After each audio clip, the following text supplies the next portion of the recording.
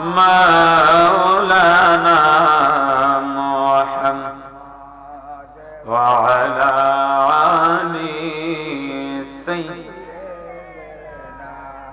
مولانا محمد নবীর গোলাম পরিচয় দেন জংলায় যখন সফিনা বনের সিংহ পদে কালে থাকে না তার ভাবনা। আল্লাহুম্মা সাল্লি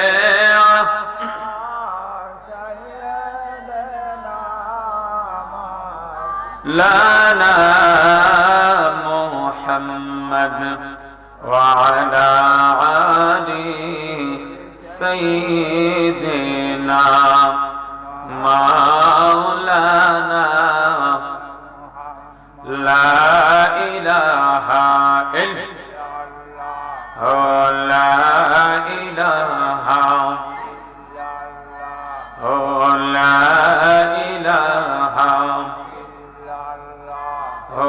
লা ইলাহা আমরা গুনাহগার বান্দা মাফ করে দাও সব গুনাহ। আমরা গুনাহগার বান্দা মাফ করে দাও সব গুনাহ। তুমি মাফ না করলে আল্লাহ তুমি মাফ আল্লাহ উপায় আমরার থাকবে না। লা ইলাহা ইল্লাল্লাহ লা ইলাহা লা ইলাহা ইল্লাল্লাহ মুহাম্মাদুর রাসূলুল্লাহ সাল্লাল্লাহু আলাইহি ওয়াসাল্লাম। আল্লাহ আল্লাহ আল্লাহ আল্লাহ আল্লাহ আল্লাহ আল্লাহ লোকাই সখন খানের দয়াল লোকাই সখন খানে ওগো মুর্শিদ লোকাই সখন খানে মারহাবা আল্লাহ আল্লাহ। আমি তোমায় ভালোবাসি আমি তোমায় ভালোবাসি নাই কি তোমার মনের দয়াল নাই কি তোমার মনে ওগো দয়াল লোকাই সখন খানে মারহাবা আল্লাহ আল্লাহ আল্লাহ জবান খুলে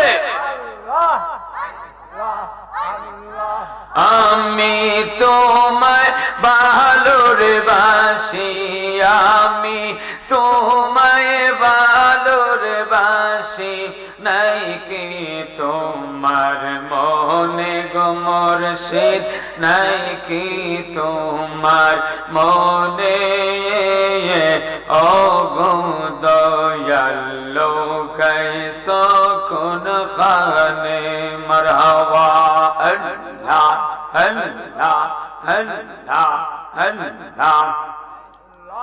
কথা দাও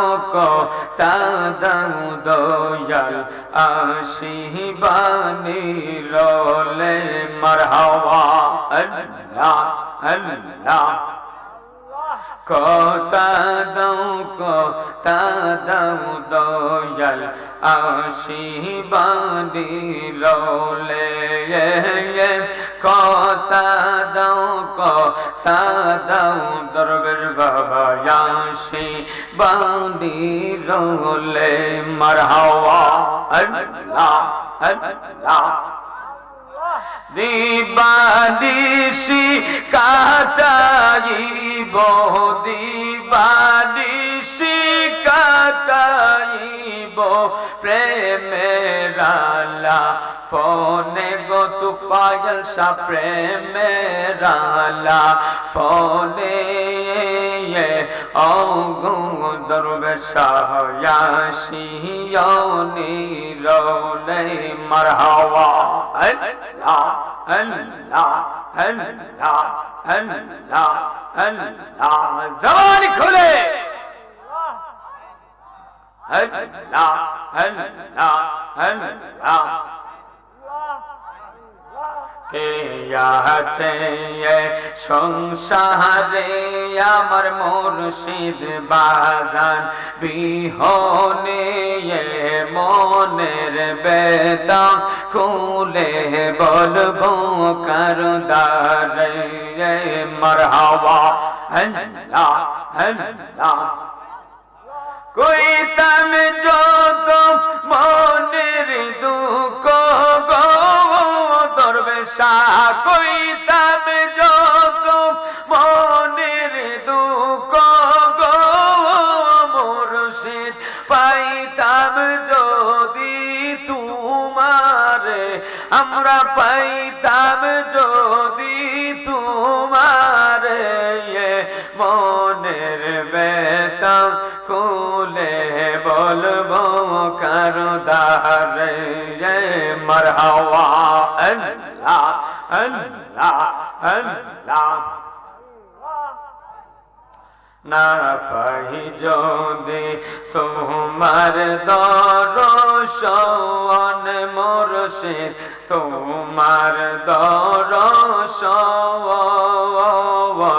মনের জালা মনে জলে বাহারে রে দিগোর মারহাওয়া আল্লাহ আল্লাহ যে মন কইরা স্বপ্নের কথা গো দয়াল যে মন কইরা স্বপ্নের কথা গো মুর্শিদ প্রকাশ পায় না সংসারে হাইরি প্রকাশ পায় না সংসারে মনের বেতা খুলে বলবো করদারে মারহাওয়া আল্লাহ আল্লাহ আল্লাহ আল্লাহ আল্লাহ প্রেম নদীতে খেলতে সাঁতার দিয়াছে মাহফিল জিরুন্ডাবাসী প্রেম নদীতে খেলতে সাঁতার দিয়াছে মাহফিল মারহাওয়া আল্লাহ আল্লাহ কুল বাঁচাইয়া লাভ কি হবে গো দরবেশা কুল বাঁচাইয়া লাভ কি হবে গো মুর্শিদ না পাই যদি তোমারে হাইরে না পাই যদি তোমারে মনের বেতা খুলে বলবো করদারে মারহাওয়া আল্লাহ আল্লাহ আল্লাহ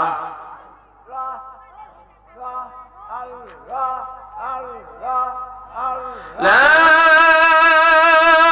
ইলাহা ইল্লাল্লাহ মুহাম্মাদুর রাসূলুল্লাহ সাল্লাল্লাহু আলাইহি ওয়াসাল্লাম।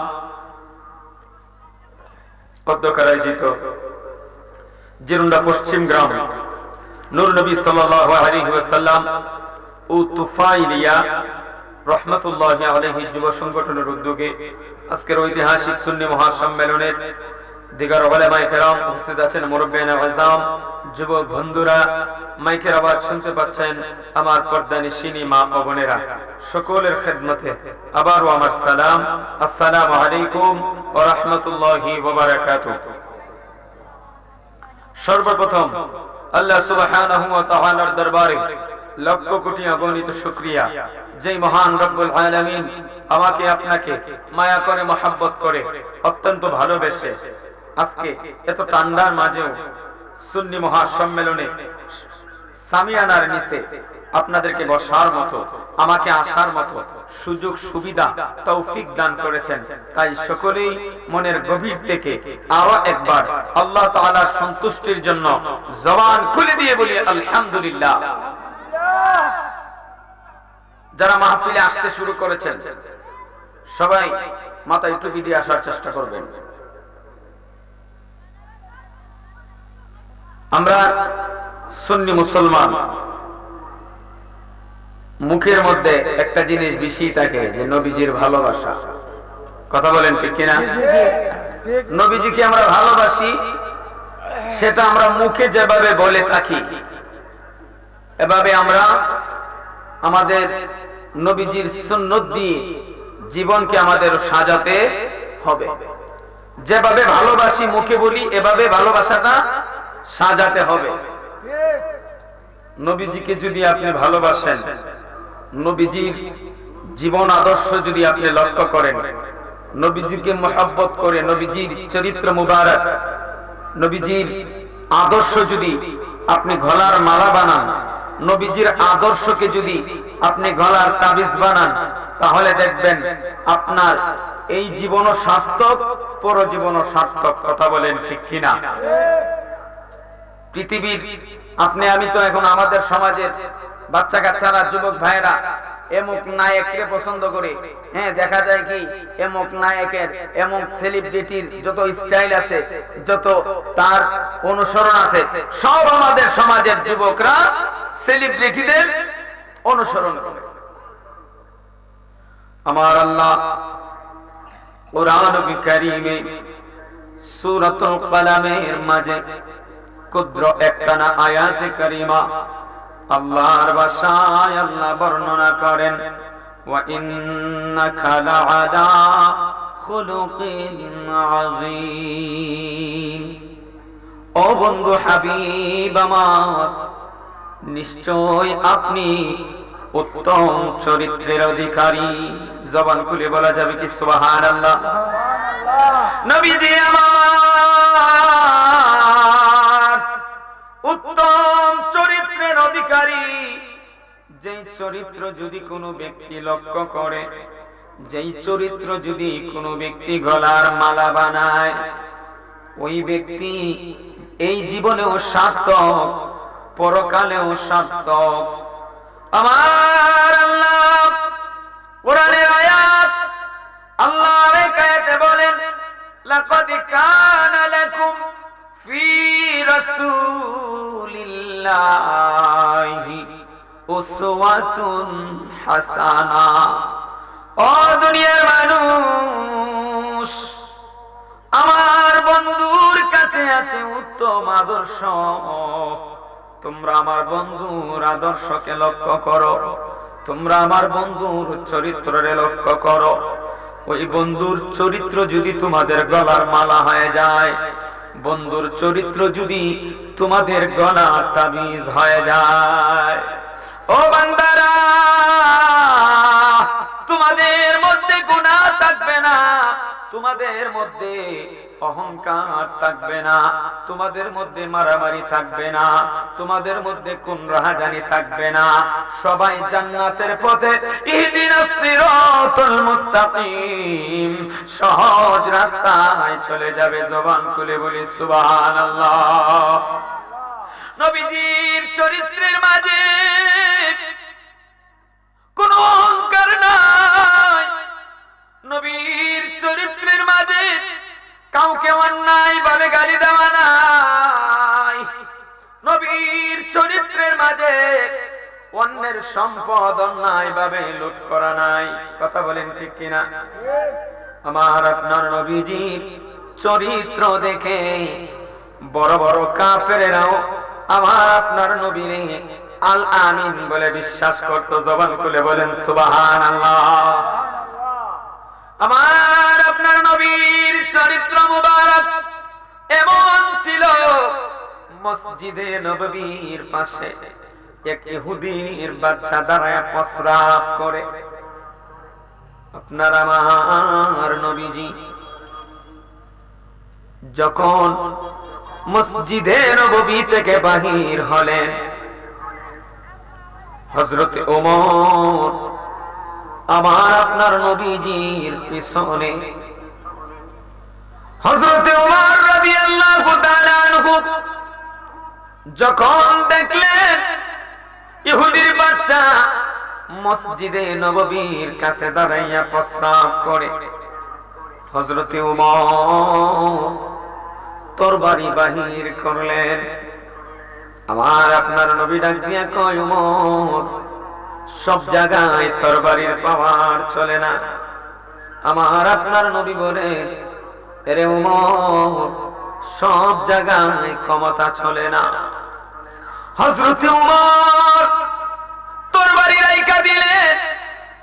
আমার আপনার নবী ইহুদির বাচ্চার কাছে যায় বলেন, বাবা এই জায়গায় আমরা ইবাদত করি, ওই জায়গায় তুমি দাঁড়ায় প্রস্রাব করতেছো, বাবা আর কোনদিন এমন জায়গায় দাঁড়ায় প্রস্রাব করবা না।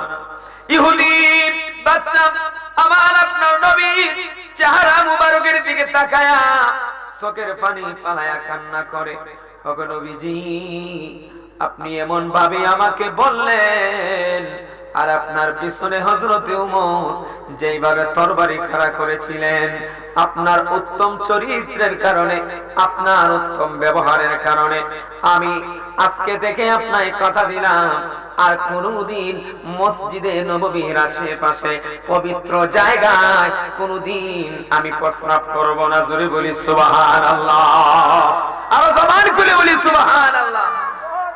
আমার আল্লাহ বলেন, লাকাদ কানা লাকুম ফি রাসূলিল্লাহি উসওয়াতুন হাসানা। ও দুনিয়ার মানুষ, আমার বন্ধুর কাছে আছে উত্তম আদর্শ, আমার বন্ধুর কাছে উত্তম আদর্শ রয়েছে, তোমরা আমার বন্ধুরে অনুসরণ করো। যদি তোমাদের চরিত্র ভালো করতে চাও, আমার বন্ধুর অনুসরণ করো, আমার বন্ধুরে ভালোবাসো। আমার আপনার নবী রাস্তা দিয়া যাচ্ছে, আমার আপনার নবী রাস্তা দিয়া যাচ্ছে, এমন সময় দেখতেছেন এক বুড়ি বিরাট আকারের একটা বোঝা নিয়া রাস্তায় দাঁড়ায় আছে। বুড়ি রাস্তায় দাঁড়ায় আছে, বোঝা বহন করতে পারে না, মাথায় উঠাইতে পারে না। আমার আপনার নবীকে দেখে ওই বুড়ি ডাক দিয়া কয়, যুবক কোথায় যাও তুমি, একটু এদিকে আসো, আমার বোঝাটা একটু মাথায় করে আগায়া আমার ঠিকানায় পৌঁছে দিয়ে আসো। আমার আপনার নবী বুড়ির ডাকে সাড়া দিয়া বুড়ির কাছে যখন গেলেন, বুড়িকে আমার আপনার নবী জিজ্ঞেস করলেন, মা কোথায় যাচ্ছেন গো? বুড়ি জবাব দেয়, আমি আমার বাড়ি ঘর সারিয়া আমি অন্য জায়গায় চলে যাচ্ছি। আমার আপনার নবী ডাক দিয়া কয়, ওগো মা কেন তুমি তোমার বাড়ি সারিয়া অন্য জায়গায় চলে যাইতেছ? বুড়ি ডাক দিয়া কয়, এই যুবক আমি আমার বাড়ি ঘর সারিয়া এই জন্যই চলে যাইতেছি, মক্কার ভিতরে আব্দুল্লাহর ছেলে নাম হলো মুহাম্মদ, সেই মুহাম্মদ নাকি নবী দাবি করে, নবী দাবি করে আল্লাহর দাওয়াত দেয়। এরে বাবা কেমন কইরা বাপ দাদার ধর্ম বইলা কেমন করে ওই মুহাম্মদের হাতে বায়াত গ্রহণ করি, কেমন করে মুহাম্মদের দাওয়াতে এক আল্লাহরে বিশ্বাস করি। এই যুবক বাবা, আমি আর এই মক্কার ভিতরে থাকবো না যেখানে আব্দুল্লাহর ছেলে মুহাম্মদ যেখানে নবী দাবি করে, এক আল্লাহর দাওয়াত দেয়, বাপ দাদার ধর্ম অনুসরণ করা যাবে না, মূর্তি পূজা করা যাবে না, এক আল্লাহর ইবাদত করতে হবে, ওই জায়গায় আর থাকবো না। আমার আপনার নবী বলেন, মা কোথায় যাইতে হবে আপনার বোঝাটা নিয়া? আমার আপনার নবীর যখন বিরাট আকারের বোঝার মধ্যে যখন হাত মোবারক দিলেন, আমার আপনার নবী একাই বিরাট আকারের বোঝা মাথায় তুলে দিলেন। জুড়ে বলি সুবহানাল্লাহ। বুড়ি হতবাক হয়ে গেল, এত বিরাট আকারের বোঝা যেখানে দুইজন তিনজন মিলে ওঠানো সম্ভব না, আমারে তো একটু ধরার কথা বলতেছিলা, আমারে যদি বলতা আমি একটু দৌড়ে দিতাম। বুড়ি বলতেছে, আমার আপনার নবীর ক্ষেত্রে কি আর একজন ধরার দরকার আছে? আমার আপনার নবীর দেহ মুবারকের মাঝে নবুয়তের শক্তি রয়েছে। জোরে বলেন ঠিক কিনা? আমার আপনার নবী যখন বোঝাটা মাথার মধ্যে নিলেন, সামনের দিকে অগ্রসর হতে লাগলেন। বুড়ি আগে আগে যায়, আমার আপনার নবীজি পেছন পেছন যায়। বুড়ি কয়, বাবা রে, এ বাবা, তোমারে যদি আল্লাহ নবী বানায়া দিত, আব্দুল্লাহর পুত মুহাম্মদ যদি তুমি হইতা, তাহলে খাটতো। তুমি আমারে চিনো নাই, তুমি আমারে কোনোদিন দেখো নাই, আমিও তোমারে কোনোদিন দেখছি না, আমিও তোমারে কোনোদিন চিনি নাই, অথচ আমার বোঝাটা তুমি মাথায় নিয়া আমারে আগায়া দিয়ে আসতেছো। যদি আব্দুল্লাহর পুত মুহাম্মদ তুমি হইতে দিলে খাটলো না। বাবারে আমার গভীর মনোযোগ। বুড়ি যায় রাস্তা দিয়া, আমার আপনার নবীরে প্রস্তাব করে। বুড়ি চিনে না, আমার আপনার নবীরে প্রস্তাব করে। বুড়ি, ও যুবক বাবা, তুমি এত বড় বোঝা একাই তুলে নিলা, তোমার গায়ে তো অনেক শক্তি আছে, তুমি একটা কাজ করো, যদি মুহাম্মদ রে কতল করতে পারো, আমার বিরাট আকারের সম্পত্তির মাঝে আমি তোমার নামে বরদেক করে দেব। জোরে বলি নাউজুবিল্লাহ। কাকে বলতেছে? আমার আপনার নবীরে বলতেছে। আমার নবী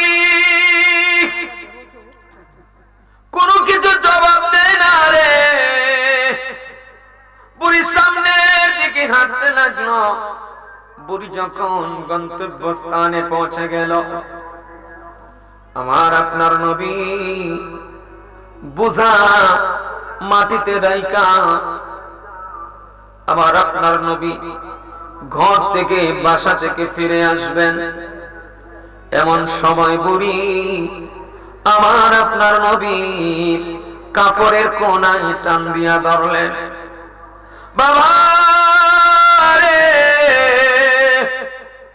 আমি যে তোমার কাছে প্রস্তাব করলাম রে বাবা, মুহাম্মদ রে কতল করার কথা, তুমি দি এই ব্যাপারে আমারে কিছু বললা না, হয়তো হ্যাঁ হয়তো না আমাকে বলে যা। তুমি যদি না করো আমি আরেকজন লোক ফিট করব, কেননা আমি আমার বাপ দাদার ধর্ম ছাইরা তার ধর্ম অনুসরণ করতে পারতাম না। আমার আপনার নবী চক্ষু মুবারক থেকে পানি বাহির করে দিলেন। আমার আপনার নবী ডাক দিয়া কয়, মা গো, ও গো মা, তোমারে আমি মা বলে সম্বোধন করছি গো মা। 6 বছরের কালে আমি আমার মাকে হারাইলাম। দুনিয়ায় আসার আগে আমি আমার বাবাকে হারাইলাম, আমি আমার বাবাকে কোনোদিন দেখি নাই, আমার মাকে আমি 6 বছরের কালায় হারিয়ে ফেলেছি। ওগো মা, আপনি যে মুহাম্মদ রে কতল করার কথা বলছেন, ওই মুহাম্মদ রে আপনি চিনেননি। জোরে কোন না সুবহানাল্লাহ। নবী ডাক দিয়ে কয়, মা গো, যেই বুড়ি আমার আপনার নবীর কতল করার জন্য নবীর কাছে প্রস্তাব করে, নবীর গাল মন্দ করে, নবী সেটা জানে কি জানে না? জান্নাই মাথায় বোঝা উঠায় নিল, আগায়া দিল, আবার বুড়ির সাথে কত কপতন চালাইতে লাগলো। নবী ডাক দিয়া কয়, মা গো, ও মা, আপনি মুহাম্মদ রে দেখলে চিনবেননি? কো দেখলেও চিনতাম না, যদি কেউ চিনায়া দেয় তাহলে চিনবো। জোরে বলি সুবহানাল্লাহ। বুড়ি মাকে ডাক দিয়া বলে, মা গো, তুমি যে মুহাম্মদ রে কতল করার জন্য আমারে প্রস্তাব করতেছো, ও মা, আমি হলাম আব্দুল্লাহর ছেলে মুহাম্মদ। জোরে বলি সুবহানাল্লাহ। বুড়ি বিনয়া বিনয়া কান্দে, আমি কি ভুল না করলাম? মক্কার মানুষরা সকালবেলা ফজরের পর থেকে আমার কানের মধ্যে বেশি আসতো, মুহাম্মদ বুয়া নবীদার, সে তো আমাদের পাড়ার মধ্যে জন্মগ্রহণ করেছে, সে আল্লাহ তাআলা, এক আল্লাহ তাআলার দাওয়াত দেয়। ভণ্ড, নাউজুবিল্লাহ কন্যা, আর জোরে কন্যা, সে তো আমাদের পাড়ার আল্লাহর দাওয়াত দেয় এক আল্লাহকে। আমরা তো অনেক দেব দেবীর পূজা করি। মহিলা ডাক দিয়ে কয়, আমি কি ভুল না করলাম রে? মক্কার মানুষ সকাল থেকে সন্ধ্যা পর্যন্ত যখন আপনার নামে গালমন্দ করতে শুরু করলো, আমিও তাদের সাথে আপনার নামে গালমন্দ করলাম, কিন্তু আমি বুঝতে পারতাম না, আমি জানতাম না আপনার মধ্যে এত উত্তম ব্যবহার রয়েছে, এত উত্তম আদর্শ রয়েছে। এরে বাবা, আমার এই ভুলগুলো ক্ষমা করে দাও, আর আমাকে তোমার কালেমা পড়ায়া দাও, লা ইলাহা ইল্লাল্লাহু মুহাম্মাদুর রাসূলুল্লাহ সাল্লাল্লাহু আলাইহি ওয়াসাল্লাম। জবান খুলে বলি সুবহানাল্লাহ, আর জোরে বলি সুবহানাল্লাহ। নিজের জন্য নূরের নবী একটু খাবে না, সদাই তিনি কেঁদেছেন উম্মতের মায়ায়, সদাই তিনি কেঁদেছেন উম্মতের মায়ায়। এখনো কাঁদেন তিনি, এখনো কাঁদেন তিনি, শুয়ে মদিনায়। যেজন হবে আপনা সেই তো মদিনা, বলো না, যেজন হবে সেই তো মদিনা। বললেন, কার লাগিয়া কান্দরে মন, কার লাগিয়া বান্দ, কার লাগিয়া কান্দরে মন, কার লাগিয়া বান্দ, কেউ তো তোমার আপন হবে না, না না, যেজন হবে আপনা সেই তো মদিনা, বলো না, যেজন হবে। আরে এই দুনিয়ার আপন জনা আজকে আছে কালকে নাই, দয়ালি নবী নূরের নবী আসেন সদাই। আল্লাহু আকবার। এই দুনিয়া দুনিয়ার আপন জানা আজকে আছে কালকে নাই দয়ালে নবী নূরের নবী আসেন সদাই দয়ালে নবী জিন্দা নবী আছেন সদাই এমন আপন তিনি এমন আপন তিনি যার নাই তুলনা যেজন হবে আপনা সেই তো মদিনা মদিনা যেজন হবে আপনা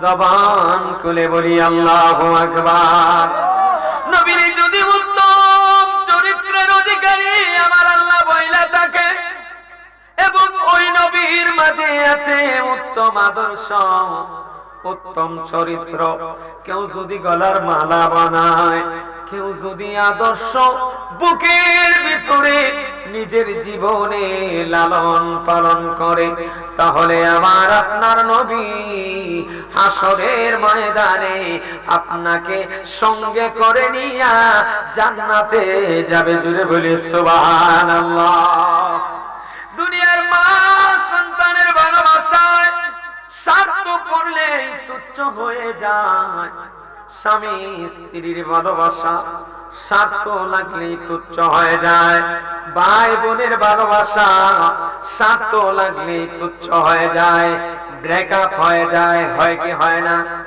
কিন্তু আমার আপনার নবীর সাথে যদি ভালোবাসার সম্পর্ক স্থাপন করেন এই সম্পর্ক কোনোদিন বিচ্ছেদ ঘটবে না ব্রেকআপ হবে না কেননা আমার আপনার নবী সর্বদাই ভালোবাসার প্রতিদান দিয়ে থাকেন জোরে বলি সুবহানাল্লাহ নবীর এক সাহাবী নাম ছিল সালমান কি ছিল সালমান ইহুদির বাসায় হযরতে সালমান কাজ করত মানে ইহুদি এক বিরাট বড় লোক হযরত সালমান রাদিয়াল্লাহু তাআলা আনহুকে কিনে নিয়ে গেছেন ইহুদির গোলামি করে ইহুদির খেদমত করে হযরত সালমান কিন্তু সালমান আমার আপনার নবীর প্রতি ভালোবাসা ছিল বিশাল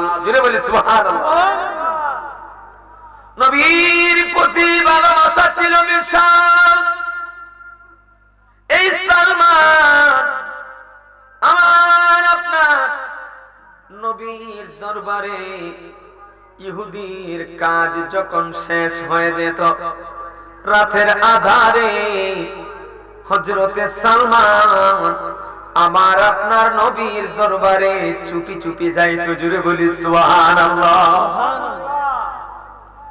রাতের আধারে হযরতে সালমান আমার নবীর দরবারে যায় নবীর সাথে ভালোবাসার কথা বলে একদিন রাতের বেলা ইহুদি মানি দেখতে পাইলেন সালমান ঘরের ভিতরে নাই ঘরের ভিতরে নাই প্রত্যেক দিনই নাই একটা সন্দেহ জাগলো যে সালমান এত রাত্রে কোথায় যায় সারা দিন যদি কাজ করে মানুষ দেখা যায় মাগরিবের আযান দিলি ঘুমায় থাকে হযরত সালমান নবীজির দরবারে রাতের আধারে চুপি চুপি যায় ভালোবাসার সাগরে ডুবিয়া হযরতে সালমান আমার নবীর দরবারে যায় আর অন্যদিকে ইহুদি পাহারা দিতে দিতে দরে পেরল আমার আপনার নবীর দরবারে যে সালমান যায়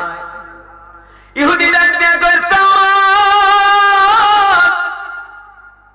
তুমি আর মুহাম্মদের দরবারে যাইবা না যদি যাও তোমারে আমি আমার বাড়িতে রাখবো না অন্য জায়গায় বিক্রি করে দেব হযরত সালমানের মনটা বেজার হয়ে গেল এই মালিকের বাড়িতে তাইকা রাতের আধারে আমি আমার ভালোবাসার সাগরে ডুব দিয়া আমি আমার নবীর চেহারা মুবারক দেখতাম জুড়ে বলি সুবহানাল্লাহ যখন রাত্রে বেলা হয়ে গেল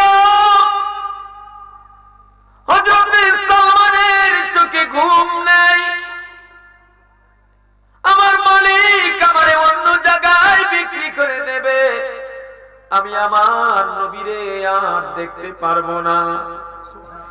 রাত্রে যখন গভীর হয়ে গেল, হযরতে সালমান দরজা খুলে আমার আপনার নবীর দরবারে যাইয়া কান্না করে, ও নবীজি,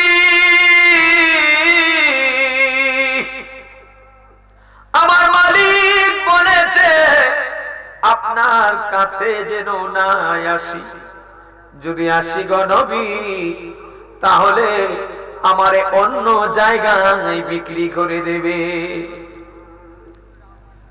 আমার আপনার নবী কয়, সালমান তাহলে তুমি তোমার মালিক রে বলবা কত টাকা হলে তোমারে বিক্রি করবে। জুড়ে বলি সুবহানাল্লাহ। সালমান তুমি তোমার মালিককে বলবা কত টাকা হলে তোমার বিক্রি করবে। সালমান ইহুদি মালিকের বাড়িতে গেল, ওগো মালিক, আমার নবীজি বলেছেন আপনার কাছ থেকে আমাকে নাকি কিনে নিয়ে যাইবে, আপনি যদি বিক্রি করেন কিসের মূল্যে আপনি বিক্রি করবেন? ইহুদি ডাক দিয়া কয়, সালমান রে, তোমার নবী যদি কয়েক কেজি ওজনের একটা স্বর্ণের সাক্কা দিতে পারে, কারণ ইহুদি বাদশা সিটার যারা আছে এরা দেখবেন বুদ্ধি বেশি, এরা টেকনিক বেশি অবলম্বন করে। ইহুদি ভাবলো মুহাম্মদ তো গরিব মানুষ, আমরা নবীর মানুষ কই না, ইহুদি কইতেছে মুহাম্মদ তো গরিব, তা কিভাবে স্বর্ণের সাক্কা দিব, এমন একটা দাম হবো যে দামের কারণে আমার দাসীরে আর কিন্না নিয়ে নামতে পারে। সালমান কয়েক কেজি ওজনের স্বর্ণের সাক্কা যদি দিতে পারে, এক নাম্বার শর্ত কয়েক কেজি ওজনের একটা স্বর্ণের সাক্কা দিতে হবে। 2 নাম্বার শর্ত হলো 100 খেজুর গাছ, কয়টা? 100 খেজুর গাছ একদিনে রোপণ করবে, রয়া দিবে, 1 বছরের ভিতরে খেজুর গাছে ফল ধরতে হবে। ইহুদি চিন্তা করলো যেটা কোনোদিন সম্ভব হবে না সেটাই দাম চাইব, তারপরেও আমার দাসীরে ওই মুহাম্মদের দরবারে দিতাম না। হযরত সালমান চেহারাটা মলিন করে দিল, কারণ সালমান জানতেন আমার আপনার নবী কাছে এত সম্পদ নাই। যদিও আমার আপনার নবী বাদশাহ, দুনিয়ায় আমার আপনার নবী এতিম ছিলেন, অসহায় ছিলেন। ইহুদি জানতো মুহাম্মদের কাছে এত সম্পদ নাই। হযরত সালমান ইহুদির কাছ থেকে যাইয়া বিছানার মধ্যে পড়ে পড়ে কান্না করে, হায়রে আমার মনে হয় নবীর দরবারে টাকা হবে না। রাত্রে যখন গভীর হয়ে গেল, হযরত সালমান আমার আপনার নবীর দরবারে কান্না করে করে যায়। নবীর দরবারে যাইয়া চোখের পানি পালাইয়া বিনায়া বিনায়া কান্না করে। আমার নবী কয়, সালমান রে, এর সালমান, তুমি তো যাওয়ার বেলায় কতই না খুশি হয়ে গেছো, হাসতে হাসতে গেছো, এখন আসার বেলায় কেন রে সালমান কান্না করে আসলা, আর এখন ওই বা কেন তুমি কান্না করছো? হযরত সালমান জবাব দেয়, ইয়া রাসূলুল্লাহ, আমি যাওয়ার বেলায় হাসতে হাসতে গিয়েছি, এই জন্য আপনি যদি আমারে কিনে নিয়ে আসেন, এক সেকেন্ডের জন্য অন্য কোথাও যাইতে হবে না, 24 ঘন্টার 24 ঘন্টা ইয়া রাসূলুল্লাহ আপনার কদম মোবারকের নিচে আমি থাকতে পারবো। এই আশায়, এই স্বপ্নে আমি যাওয়ার বেলায় হাসতে হাসতে গিয়েছি। জোরে বলি সুবহানাল্লাহ। সালমান ডাক দিয়ে কই, নবী গো, এখন আমি কেন কান্না করতেছি গো নবীজি? আমার মালিক যে দাম বলছে, সেই দাম দিয়া আপনি আমারে কিনতে পারতেন না, এই জন্য আমি সালমান কান্না করি। আমার আপনার নবী বলেন, এরে সালমান চলো তোমার মালিকের দরবারে যাই। হযরত ওমর আমার আপনার নবী পিছন থেকে হাঁটতে লাগলেন। হযরত সালমান একদিকে, হযরত ওমর আরেকদিকে। নবীজি আমার চলতে লাগলেন ইহুদির বাড়ির আঙিনায়। ইহুদি যখন দেখলেন সালমানের সাথে আমার আপনার নবী এবং হযরত ওমর, হাতে আবার তরবারিও আছে, ইহুদি একটা দৌড় মারলো, ঘরের ভিতরে গেট লাগাইলো, দৌড় মারলো যে আমি 5 টাকার জিনিসকে 50 টাকা চাই বলছি। একটা দাসীর মূল্য কই কত টাকা হবে, এই দাসের কিনতে নাকি একটা স্বর্ণের ছাক্কা দেওয়া লাগবে। হযরত ওমর এসে সাথে, আজকে আমার কোনো উপায় নেই। আমার আপনার নবী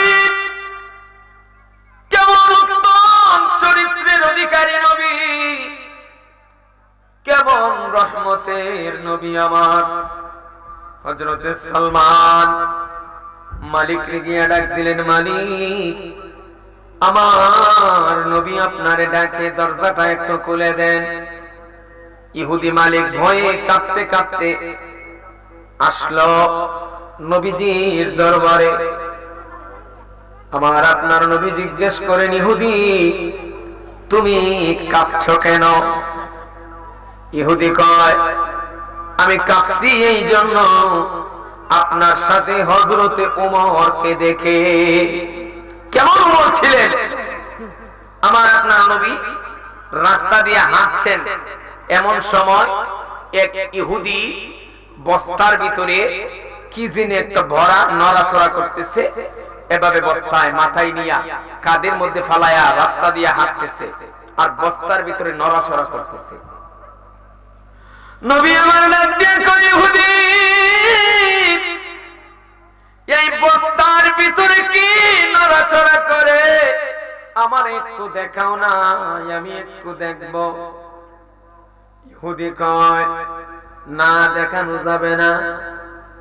বলেন তো আমাদের সমাজে যদি কেউ এরকম করে বস্তা মাথার ভিতরে, মাথার উপরে নিয়ে যায়, আর যদি বস্তার মুখ ঢাকা থাকে আর কেউ যদি নড়াচড়া করে, তারে কি আমরা ছাড়বো? নবীজি কয়, ইহুদি তুমি আমার দেখাও। ইহুদি কয়, ওগো নবীজি এটা দেখানোর জিনিস না, এটা আমি জংলায় অনেক কষ্ট করে পরিশ্রম করে এটারে ধরে নিয়ে আসছি। ইয়া রাসূলুল্লাহ এটা হলো একটা গুই সাপ নবীজি, যেটা আমি ধরতে অনেক সময় লাগাইছি। এটা যদি এখন বস্তার মুখ খুলি তাহলে এই গুই সাপ চলে যাবে, আমি আর এটারে ধরতে পারবো না। ওগো নবীজি মাফ করবেন, আমি আর দেখাইতে মন না, আমি আপনারা দেখাইতাম না। নবীজির সাথে ইহুদি কথা বলছেন, হঠাৎ করে আমার আপনার নবী দেখতে পাইলেন ইহুদি যে কাপড় সুপর পরা ছিল ওই কাপড় সুপরে প্রস্রাব করে দিচ্ছে। আমার আপনার নবী যখন দেখলেন ইহুদির এই অবস্থা, আমার আপনার নবী পিছন দিক দিয়ে তাকাইলেন। পিছন দিক দিয়ে তাকায় দেখে হযরতে ওমর রাদিয়াল্লাহু তাআলা আনহু চক্ষু দুইটা ব্যাটারির মতো বড় করে লাল করে ইহুদির দিকে তাকায় আছে। জোরে বলি সুবহানাল্লাহ। ইহুদি হযরত ওমর রাদিয়াল্লাহু তাআলা আনহুর চেহারার দিকে তাকায়া ইহুদি কাপড় চোপড়ে প্রস্রাব করে দিয়েছে। বাবারে আমার নবী লাগতে কই ওমর, নবীজি যখন ওমরে ডাক দিলেন চক্ষু ছোট হয়ে গেল, চক্ষুটা নিচের দিকে রাখলেন। ইহুদি এতক্ষণে বুঝতে পারলেন যে যদি 5 কেজি ওজনের কিলটা আমার উপরে পড়তো দিলে বোঝা গেল না ফাত্তরিটা। হযরত ওমর ইহুদি বুঝতে পারলেন ওমর যেভাবে তাকাইছিল যদি চাইতো আমার বস্তাও দেলানি লাগলো।